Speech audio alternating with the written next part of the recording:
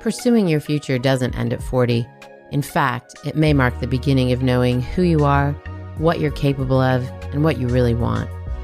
But knowing what's next and how to get there can be a challenge, especially when old narratives play on repeat. Liberty Road is here to share stories so that you can consider your possibilities, pursue your purpose, and move into your future with intention. I'm your host, Netta Jones, and we're here to listen, learn, and liberate dreams one episode at a time.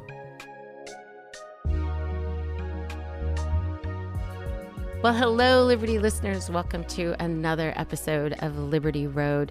Today, I'm in for a treat. You're in for a treat. We get the honor of listening to Elise Loehnen talk about her story, how she came to be the New York best-selling author that she is, and very specifically about the book that she wrote, why she wrote it, why she launched her podcast, all the things. But I'm going to let her tell you the story. Elise, welcome to the show. Thank you for having me. Absolutely. It's a pleasure. So let's just dig right in. What prompted you to write On Our Best Behavior? So I have, starting in my early 20s, I was a magazine editor at Condé Nast in New York. I was barely scraping by, and I was asked to ghostwrite a book. I've now co-written or ghostwritten 12 books. I bring that up because it's an illustrative of a pattern in my life, which is that I really have no problem doing the work, and I've preferred not having my name on it. I love ghostwriting. My first job at magazines was at a magazine without bylines. Like, I never pursued being a bylined writer where this was my opinion and my view. And Wait, I have to stop you. Why? I think it goes back to the cultural conditioning of my childhood, of so many of our childhoods. I'm not alone in this. Mm-hmm. The book On Our Best Behavior is really like a bit of cultural therapy, which I was just in Australia and someone was like, you're a cultural therapist. I was like, that I'm taking on the road. Thank you. Wow. That's a moniker to go with. Yeah. I don't have a license to be a therapist, but I'll call myself a cultural therapist. But, I grew up in Montana in the woods. Books were my best friends. Sounds like a cliche, but that was my life. My mom was not particularly interested in cultivating our social lives. We went to a hippie alternative school with 6 to 8 kids per grade. Wow. So these are familial relationships when you start in preschool. And it was a different time. So, my mom wasn't setting up play dates or a lot of extracurricular activities. It was a lot of time at home with my older brother, who's ironically or not ironically, a book editor, reading. I had a horse. It was full of privilege and nature, but I spent a lot of time alone reading. And I think that there were a couple of things. One, to me, a book, being a writer, was the most exalted state. And I think that, there's a lot of cultural reverence for authors. And so I just could never imagine putting myself in that stable as much as I would make my own fake newspaper and was obsessed with magazines and writing and media. So one, I just sort of held myself apart. I still struggle to call myself a writer, even though practically I am a writer. I still like to think of myself as a cultural therapist or an editor or many other things, media executive. It's very embarrassing, humiliating for me to call myself a writer. And then it's just being this performative child that would really apply myself to whatever was in front of me. So whether that was competitive mogul skiing or horseback riding or math, I really wanted to excel and be recognized, to be special, to be seen. I think every child feels that animating impulse of see me, recognize me. What's my sort of genius point? Not I am a genius, but what is this in me? What's my rare gift? What am I holding here? We're all uniquely gifted. Very much believe that. But as a child, one of the predominant messages from my parents was be humble. Don't get a big head. Do not draw attention to yourself. So I was very good, very schooled in being quietly excellent. And I would never draw attention to my excellence. I would just wait for it to potentially be recognized or not. but it was like something that I saw as shameful to want to be recognized. So like many women, you demur, you deflect, you're like, it's not really me. No. We all know this language. It's a really tight rope, though, as you're talking about it. And I know from the book and from fangirling over you for years and knowing your story of going to an Ivy League school, being a medal-winning skier. When you talk about excelling quietly, like you were really excelling. This wasn't like just pat on the back excelling. You were showing up in a way that people only dream of, and yet you still were holding on to this need or this narrative that humility wins over or trumps over this. Yeah, I would even distinguish and say like modesty, because I think humility, which comes from humus, like soil, to be rooted, humility, I think, is our birthright as well, to sort of recognize that I see myself very much as like an expert channeler, honestly, where I'm really good at bringing things down and spilling them into the vertical. And I'm very rooted. I don't think I'm like egomaniacal, delusional, distorted monster. Yeah. But it was this modesty. It was this like playing small, minimizing, because also, and I write about this, extensively in the book, in the chapter on pride, because the book is structured around the 7 deadly sins, that we are merciless to women who we perceive to be too big for their britches, who need to be put back in their place. We do this to famous women routinely, daily. We celebrate them when they're up and coming, and then we set out to destroy them. All of us, culturally, it's like our favorite pastime. And so I think that we can say that those women have nothing to do with us, but as we're growing up, as we're observing culture and understanding how to survive within it, this is why my parents didn't want me to be crowing about my achievements. They recognized that I would be destroyed, right? That the tall poppy in the poppy field gets cut down, that I should not be turning myself into a target for others to diminish and destroy. Whether we're conscious of it or not, and I don't think we're conscious of it, we watch what happens to women and we say, like, don't be visible, don't be seen. Because if you dare to share your gifts with the world and you're not appropriately defensive, self-deprecating, or enough of a disaster, they will come for you. And we know this. Look at any famous woman and you can mark her trajectory. It's why Taylor Swift has an army. Yeah. It's why the Swifties exist. Because I think there is a communal recognition. And I know that they can be like slightly deranged, particularly around her ex-boyfriends. And I don't know that much about them. But I think that they're an understandable response to what typically happens to women like Taylor Swift, and has certainly been attempted.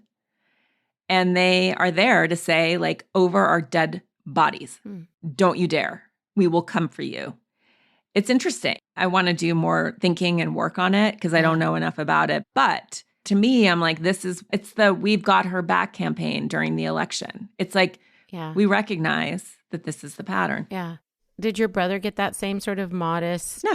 So it wasn't like a family passing on of this is a value that we hold, modesty.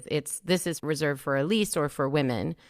And brother, go ahead. Yes. Shine your light. 1,000%. And I just want to say, too, that my parents are not patriarchal, like deeply feminist, very supportive of me. There was never any like, you need to have a traditional role in your house, et cetera. Like in no way have they stopped me from achieving on the material plane. It has primarily been out of concern for when people will invariably come for me. That's what I think is driving them. I think it's entirely from a place of protectiveness and cultural conditioning that they're somewhat aware of, but not entirely aware of. But it's funny. It's like they've read my book. We're a very honest and open family. I think people are like, they're up in arms on behalf of my parents. I'm like, my parents are good with this. This is all stuff that they own. And these are family jokes. Yeah. But even so, my parents have read the Pride chapter, which is a lot of it is about only at age 40 being willing to sort of be heard, be seen, and speak for myself. And I wrote this piece just this past January for Oprah about how I think wholeness is the new wellness and the hope that we can evolve to the next not so binary stage. And Oprah talked about it in a video. She mispronounced my name, but I don't care. Oprah name checked me, which was really a big deal to me. That is a big deal. How did she pronounce it? I can't, like Loehnen or okay. Loehnen or something like that. You're making me nervous. Yeah, okay. No. But it was a big moment for me. And I texted it to my family text chain. And my brother was off bird watching somewhere. And he side texted me and was like, send me the PDF. I want to read the story. My mom had read the story before. And nothing. There's cricket. So my brother's like, this is great. Not in the chain, but to me. Mm-hmm. And then maybe like 24 hours later, my brother sends a text that a photo that he had taken of a bird had been chosen as like the hero image on birdwatchersunite.com or something. So he sends it to this group chain and it just lights up. And my parents are like, Ben, this is amazing. Beautiful shot, Ben. On and on. Ben. And I was like, you guys. Come on. Are you kidding? Yeah. Come on. And my mom called me like in a defensive huff, was like, I couldn't open. I didn't know what I couldn't. I was like, it's fine. I'm just pointing out the pattern that you guys continually, despite me writing a whole book about it, do not know how to handle it when I am publicly praised or get attention. It makes you guys so uncomfortable. So we're still in the family pattern. Well, you mentioned that in the Netflix series that you were a part of, and the same thing, that they hadn't watched it. And I was like, what? How is that possible? It just didn't say anything. Yeah. Again, I was in the New York Times. Yes, you were. Style section recently, and my parents just did. I understand too. It's scary. It's really scary. And so I get it. But yeah, it's not like they're able to say, and to be fair to my parents, I was recently in Montana where I'm from, and they organized, I did a little reading situation Q&A at one of the local bookstores, and they rallied all their friends. It was, my teachers, this man who owned this bookstore in town who had encouraged my parents to apply for this scholarship that my brother won at this boarding school where we both ultimately attended. Many people who had been present for my childhood, watched me grow up, et cetera. It was amazing, like such a warm hug. And my dad is very sweet and in touch with his feelings, which is rare for a man. And he cried like through the whole thing. So it's not that they're not really proud of me. Sure. It's that it's clouded by fear, which is not uncommon. I'm sure any woman listening is like, oh yeah, I know exactly what she's talking about. Yeah. One of my closest school mom friends is a badass in an industry and a big cultural industry that we all care about. She was recently promoted to president. Yeah. And I was like, can you send me the press release? And she was like, oh, no press release. I don't want anyone to know. And I was like, well, what do you mean? And she said, well, my job's not materially changing.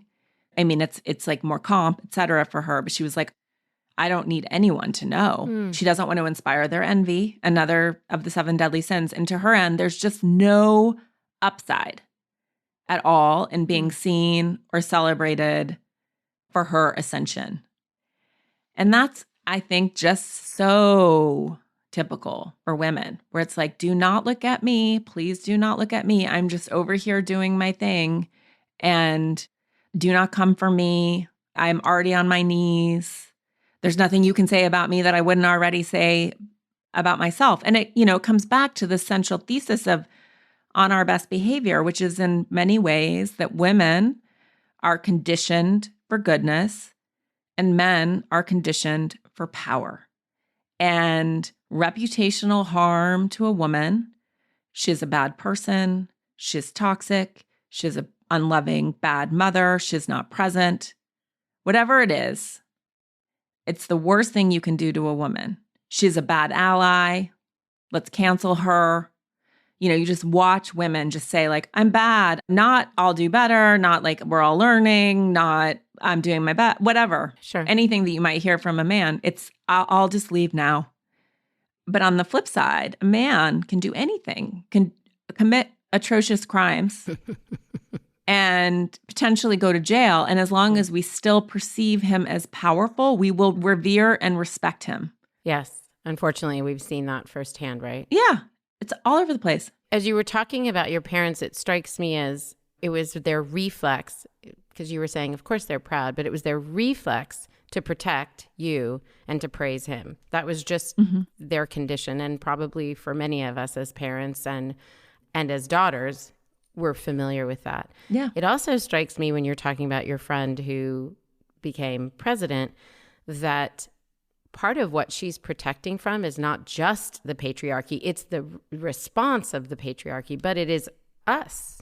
It is other women and our response to who does she think she is and the discomfort it brings up in us. Well, who am I? If she is that, then who am I?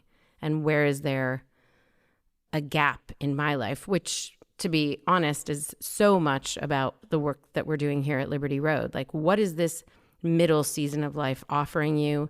How do you look back at what wasn't, what was, what is, and then rethink with intention about what can be, what will be? And I think that your book is one that gives us greater context because we can internalize so much of those things and think that it's just us.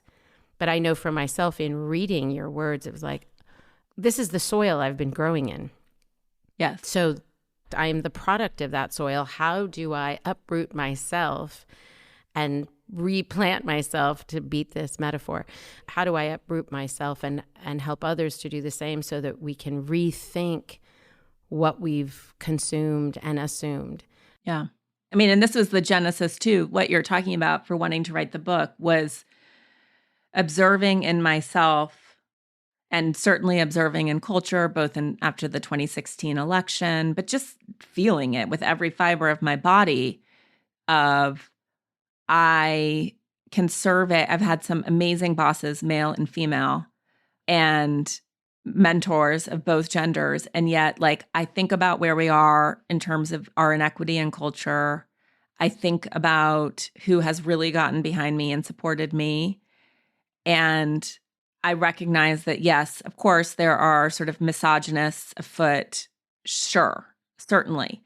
But I couldn't locate them in my own life and in my own experience. And yet there is this persistent chorus of like, it's the men, it's the patriarchy, which I couldn't, like, I was like, what is the patriarchy and where did it even come from? We talk a lot about it. It's like, it's, they, them. It's like, what are we talking about? Are we talking about Mitch McConnell? What are we talking about? Yeah. But then to recognize too, sure, there's certainly inequity baked into all of our systems, into our laws, not disputing that, nor am I disputing sexual harassers and the presence of truly nefarious men in our culture. I'm not excusing or allowing them. But to me, it does not explain what's happening in our culture when I talk to this friend of mine who's most scared of other women. And I really wanted to get into that core wound, that wound of betrayal, scarcity, envy. So much of the chapter on envy is about this, because what I see happening too, which gives me a lot of concern now, is two things. One, let's go sanitize patriarchy with our femininity. We'll just replace some men with women and everything will be fine. So I don't think that that's a solution. I think this is about balance in each one of us, letting our masculine and feminine come up. For men, letting their feminine come up, et cetera. Like, it's not about replacing a hierarchical dominance-based patriarchal culture with a hierarchical dominance-based matriarchal culture. Like, that's just the same thing with a different gender. This, to me, is about an energetic shift. But then also, I feel, unfortunately, like we're in this strain, and we see this with allyship too, where it's like this reflexive armoring around actually doing the work and having the conversation and saying, let me go there and sit in the discomfort and excavate all the ways I've been privileged by my race, my class, my gender or not. And that we're doing the same thing to other women with our own internalized patriarchy and misogyny. And so this envy chapter is the one that most women want to talk about, because right now we're in a hashtag women supporting women, hashtag female empowerment. It's the men culture, right? And to me, it's like we're papering over a lot of pain and betrayal and essential conversation about all the ways in which women do not feel like they can get behind other women. And we're not attending to all of those core wounds where it's like, well, the person who was really terrible to me at work was a woman. The person who denied me a raise and a promotion and sent me elsewhere was a woman, right? I'm worried that we're gaslighting each other in this hashtag women supporting women culture without actually attending to what would that mean and what does that look like, rather than some performative action. You know what I mean? Like there's something that feels so much more essential. And I understand like the fact that we've never had a modeling for what it looks like to go after what you want in the world. We're called ambitious, greedy shrews. We are stewing in scarcity where there's really only room for one of us, in part because we create that instead of saying, how do I take his job? We're like, how do I destroy and dethrone her? So much of it, I think, is us coming alive to this programming and being able to get really super honest about what is alive in us and the discomfort. That's really why I wanted to write this book. Why do I cling to this idea of goodness? Why am I so vulnerable? Why are we all so vulnerable and susceptible to the assignation of being bad? And then how do we work with each other to start collectively processing these feelings, and so that we can actually get on side with each other? Where's that book? Is that book coming? As my youngest son, my 14-year-old says, I'm not presumed innocent until guilty. I'm guilty. I'm guilty of being a part of the patriarchy because I'm a man. And I'm 15 and I really haven't done anything yet. I know. And I didn't choose this. Yeah. And I said, this is impacting you negatively as well. Do you understand that? This isn't us against them. This is impacting all of us. And the clarity that you bring to this, to me, shifts the way men view their own identity relative to this idea of patriarchy. Like, you in a room with men who are defensive about this soften the blow, not because you're not holding responsibility where responsibility needs to be held, but because you're articulating something that is much more human and much less binary. Yes. That's why I'm saying, where's the book? Where's the book, Elise? No. You're the person. And I really, really want men to read this book. Yeah. And I have yet to be interviewed by a single man. I think that there's two things at play. I think that there's fear that this is like men are terrible and are villains and we are victims. It's not that book. This is a book about personal responsibility and taking ownership over ourselves and our own actions and reactions, not to blame victims either. It's trying to move us out of a victim-villain binary because we could waste a lot of time there rather than getting to work before our collective extinction. And then what would make me really sad is the feeling that men are not that interested in women. I think men are really struggling. And I think understanding the psychology of women would be quite relieving for many of them. Because what I found in the process of writing this book is, you know, I'm married to a feminist, very sweet guy. I'm the primary breadwinner. I'm also the primary parent. I'm the primary everything, in part because I'm extremely competent and fast and efficient. And that is not how my husband functions. He's the beneficiary of my competence. And there's a lot of learned helplessness.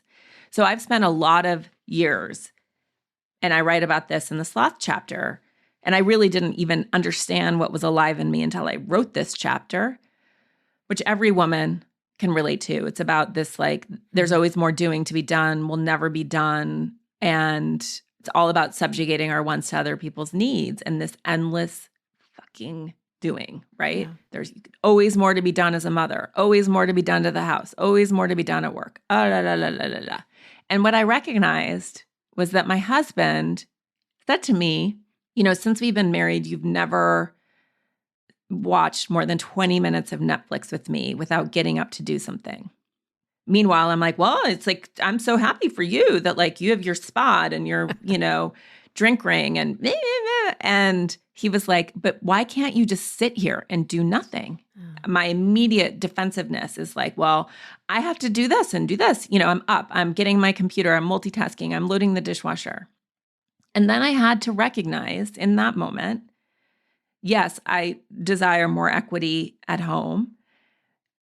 And this internalized cattle prod is me. My husband is not saying, I expect you to make dinner and to do the dishes, and I expect the laundry to be done, and I expect you to have 5 part-time jobs. This is me. As much as I've wanted to place him as the external pressurizer, it's not him. He is saying, can you just hang out and watch a movie with me? Can you be with me? Yeah. And so that's a really hard shift because it is so much easier to blame, to externalize what's present in me, that I cannot sit in the discomfort of a not perfectly clean and organized house, that I cannot sit with my feelings that I'm not as present for my children as I should be, that I can't sit with my discomfort, that I don't really want to play with them. No. So I'm going to be virtuous and do work to afford them more opportunities because I don't want to go jump on a trampoline. Yeah. Been there.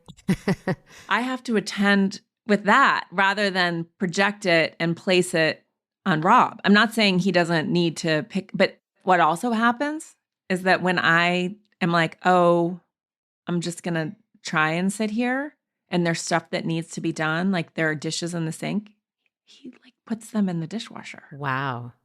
Look at that. Because I've allowed more than like 10 minutes, 10 seconds for that action to happen. It's amazing what happens when I actually create room by not all the doing. Anyway, that was my TED Talk.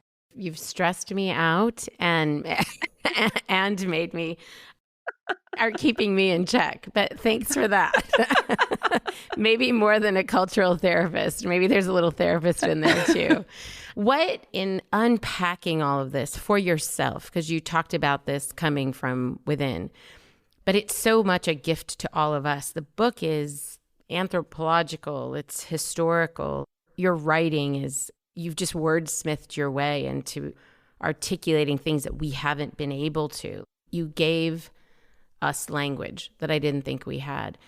And yet it is the stories of your brother, your best friend, your brother's husband who passed, your mom, your dad, the stories of Montana, the stories of your early relationships. Like all of these stories that you unpack are very intimate, and you're letting us into that space. It's unusual in that way that a book can bring so much together. Was that by design, or is it as you sort of let it roll out of you? Was it equal parts research and tethered to your own story? How did that happen? Yeah. So I didn't pitch it. And I don't know what percentage of it is memoir, but I didn't pitch it in that way, in part because it was hard enough for me to pitch my own book, much less be like, and I'm going to write a book about myself. Yeah.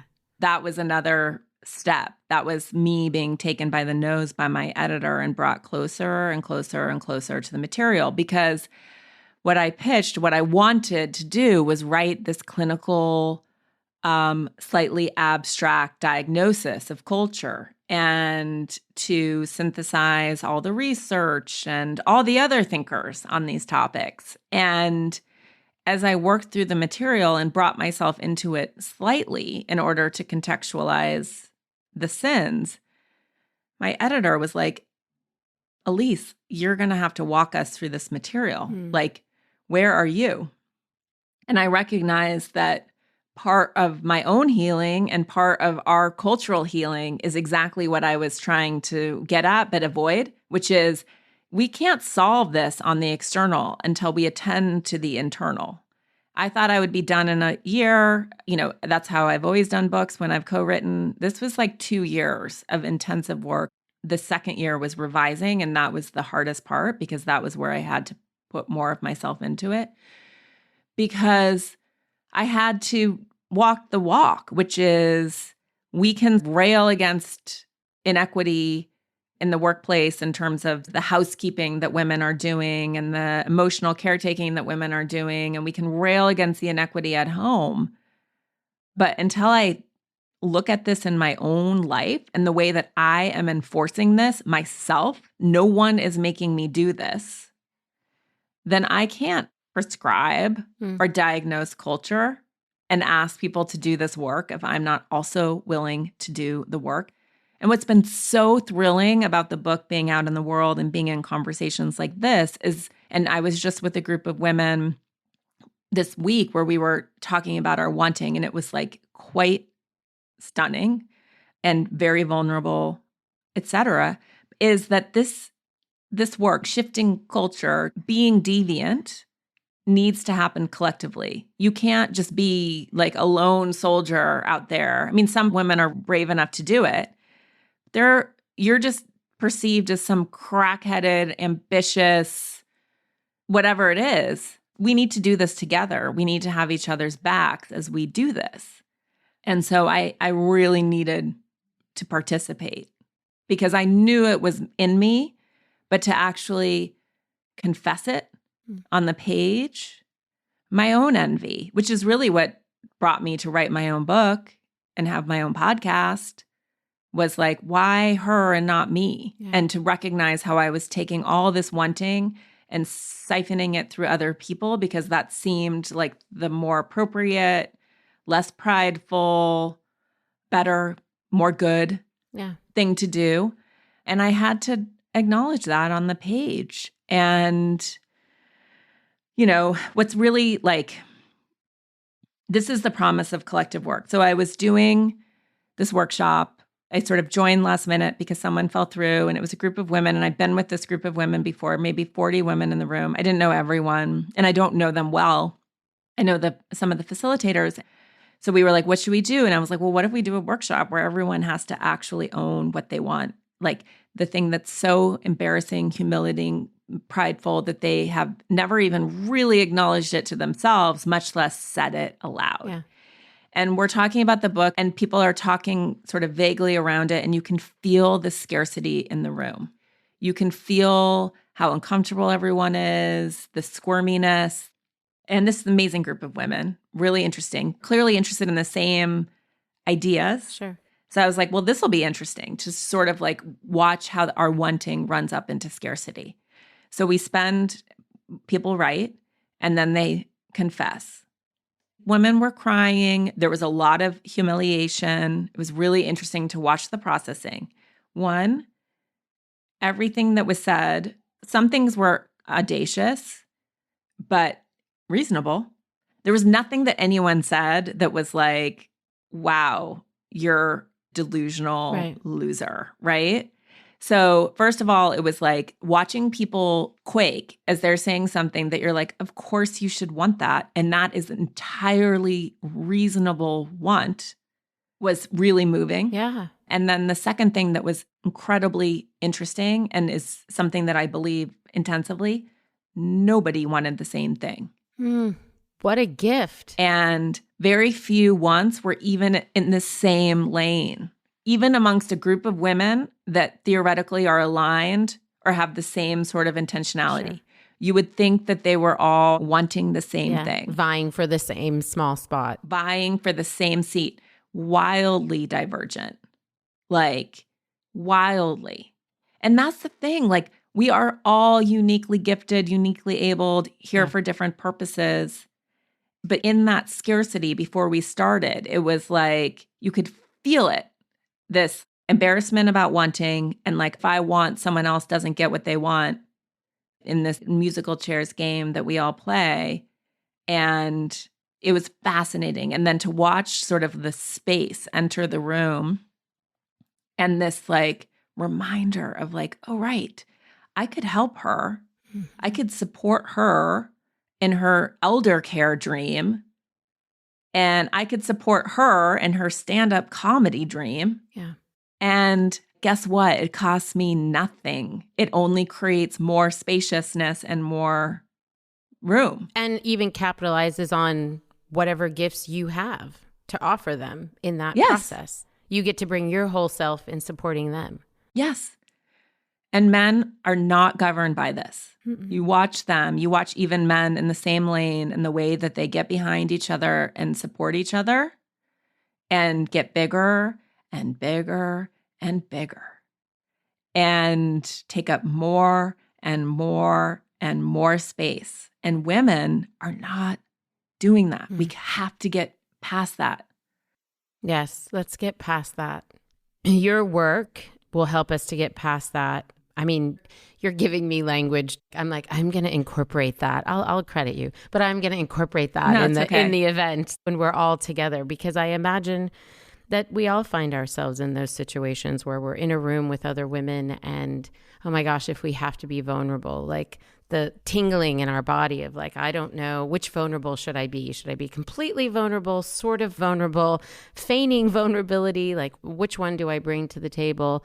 And then the other thing you said that I thought was so life affirming is to have the woman who was quaking as she announced this audacious thing that she dreamt for herself and have everyone else with a straight face nod like, yeah, that makes sense. Yeah. And it took everything in her to say it, and nobody was surprised or nobody was shocked. And nobody was judgmental. Yeah. Yeah. And then it was this like opportunity to reflect back and say, as you heard other people say what they wanted, were you filled with contempt and judgment? And or were you like, oh yeah, of course, like you should totally do that business or whatever it is?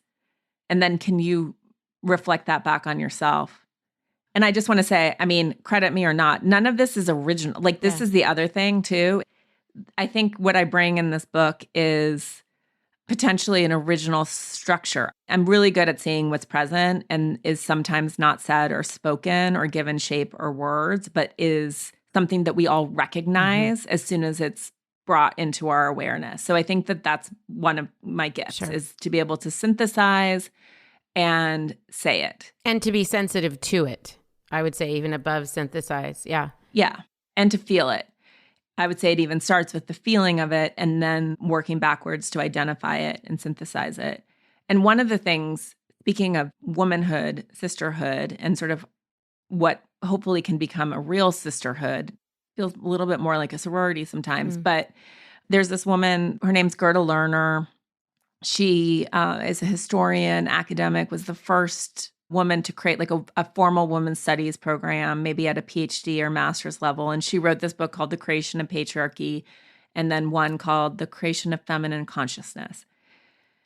And she offers a statistic that there are something like only 400 women who are known to historians until like the year 1500 or something like that. I mean, this shouldn't surprise anyone. Women weren't literate, whatever, extremely patriarchal, like, but that the few literate known women were typically cloistered because that was the only way to escape being chattel slavery and married and having a ton of children, absent birth control. And so they were typically would choose to become nuns and be cloistered so they could think and write. And they were writing in silos, coming to the same conclusions, but separated from each other by space and time. And there was something about that that was so stunning. And to now have the ability, because our story has been almost exclusively told by men.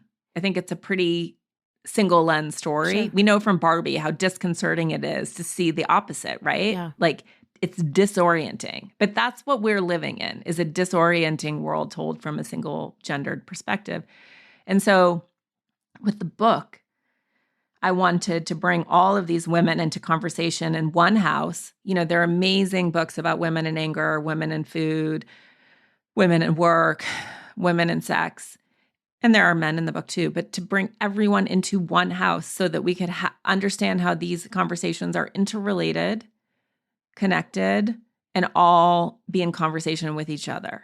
And I wanted to facilitate that as much as possible, because the more we can actually be with each other and hear each other and speak our truths, not our fake truths, as you were saying, like the feigned vulnerability, which is so toxic, the more I think we can recognize, like, okay, this is what it could feel like. This is how we actually are if we can relax into a world where we could support each other and not subtly destroy each other. Yeah. And it gives way to each of us individually showing up in terms of our own gifts. I don't mean individually alone.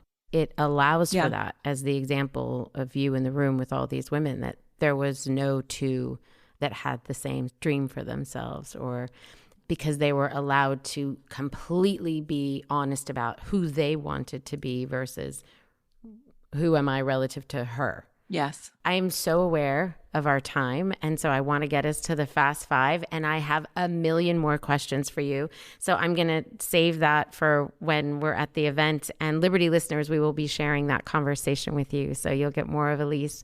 But I want to go through our fast five. And I'm so curious about these with you, especially the book one. But what's a daily practice that you do to keep yourself grounded? Okay. So when I wake up, 30 seconds before I reach for my phone, which is my first instinct, I just run energy. 30 seconds. I just move energy up and down my body. I think about what I'm grateful for. I think about my children, my husband, my parents, my brother. I ask for a veil of protection. It's very fast. And then I can pick up my phone. And it's literally just a mindset when you say that. There are people who are like, just what a is she mindset. saying? It's just literally from head to toe thinking about being conscious of yourself and these people in your life. Yes. And just starting there, and starting also with this, like, let whatever needs to permeate this shield of protection, but like let it deflect what I don't really need. Yeah. It's just a way of starting the day. Unfortunately, I wish I were a meditator. I'm just not. Yeah. So it's like my version of starting with gratitude. It's a good version. I like it. And what are you reading? What is Elise reading? We all want to know. Oh my God. So many things. So many things that I read on my Substack, and it's a mix of podcasts, upcoming podcast guests, and then just the stuff that I'm consumed with. And I have been on a dive into shadow. Again, like, I don't think I'm done with badness, goodness. What are they in absolute? I just finished The Origin of Satan by Elaine Pagels, who's one of my favorite. She's at Princeton. I have been reading a lot of Llewellyn Von Lee. I am about to start Morality, Restoring the Common Good in Divided Times. And then I also have lined up Integral Psychology by Ken Wilber, who's one of my favorite. He's like, I would like to put myself in his class as someone who's really good at looking at a lot of systems and then organizing them into one thing. Okay. You gave us a handful. We'll have all of those in the show notes. No, it's awesome. And then this particular season of life that you're in, you're early in this midlife journey. What is it bringing to you? What is it affording you that perhaps you didn't have in your 20s and 30s? Hopefully spaciousness. That's what I really want to maintain. And I recognize like the tendency to say yes, and really trying to do that from not a place of fear, but what am I trying to cultivate, and what is a full body yes for me? And then not pathologizing. I think for so long, it's very convenient, and we live in this culture. And now we see it with menopause, pathologizing and turning in commodification and commercialization, but just like not always looking for problems to solve, giving myself some peace and having some faith that fixing myself is not necessarily a mental thing. Like my body has a lot of intelligence and a lot of wisdom. So just letting it do its thing. You talk about that in the book. And just for those who haven't yet read On Our Best Behavior, there's some really poignant pieces about you recognizing your body, almost treating it as other and facing it and honoring it. Thanks for bringing that up. And then your 25-year-old self, what would you want to tell her about this season? Like, don't worry about it, or, oh my gosh, it's endless, or yuck? What would you want her to know? I mean, I can be a little bit of a fatalist in the sense that I think that things unfold as they need to. So I'm not sure I feel like I was learning all sorts of lessons. I think that's sort of a foundational belief that I had, that I would have said, like, this is the thing. Continue to follow your curiosity. This is a weird meandering path. It's never straightforward, but just like keep learning and putting those arrows in your quiver. Share that with my 20-year-old daughter. And how has writing On Our Best Behavior, how has launching the podcast, Pulling the Thread, which we didn't talk about, everyone listen to it. We'll have that again in the show notes. How have those two things in particular liberated you? Well, it's just a really important shift, and it's hard to do. I don't know that I could have pulled this off in my 20s, but to own your own IP and your own creative capital, and to feel like I'm building something that is uniquely my own. It's not necessarily something that like inherently earns a lot of money for me in this moment in time, but I am building my own world rather than being in service to other people's visions, which is also great. There's a lot of learning and power in that. As long as you continue to feel like you hold your own, not everyone can or should work for themselves, I guess is what I'm trying to say. And yet, like, for me, it's been a reclaiming or like, oh, I can actually own my output. And that's been a big shift for me. Yeah. And I think, yes, you're right. Not everyone can work for themselves or needs to. But liberation doesn't mean working for oneself. But where do you have agency? Where can you have agency? Where can you bring your full self into something? Elise, thank you for being on the show. Thank you for sharing your insights, your wisdom, your own learnings. I so appreciate it. And again, there'll be more Liberty listeners from Elise coming to you. And thanks for hanging out with us today. And we will be with you next week. Until then, bye. Liberty Road is broadcast on all platforms: Apple Podcast, Spotify, Stitcher, Google Podcast, and more. If you like what you've heard, please follow, rate, and review Liberty Road on Apple Podcast and Spotify. It helps us to know if these episodes are inspiring and equipping you to move into your middle third with intention. Liberty Road is created by executive producer Netta Jones, supervising producer Elizabeth Wyndham, producer Julia Wyndham, and music by Jack Jones.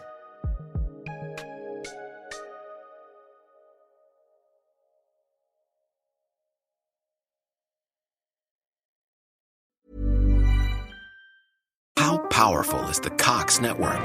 So powerful that one day the internet will let your doctor perform miracles from thousands of miles away. Connecting to remote operating room. Giving a whole new meaning to the term house call. Operation complete. The Cox network. With gig speeds everywhere. It's internet built for tomorrow, today. Cox, bringing us closer. In Cox serviceable areas, speeds vary and are not guaranteed. Cox terms apply. Other restrictions may apply.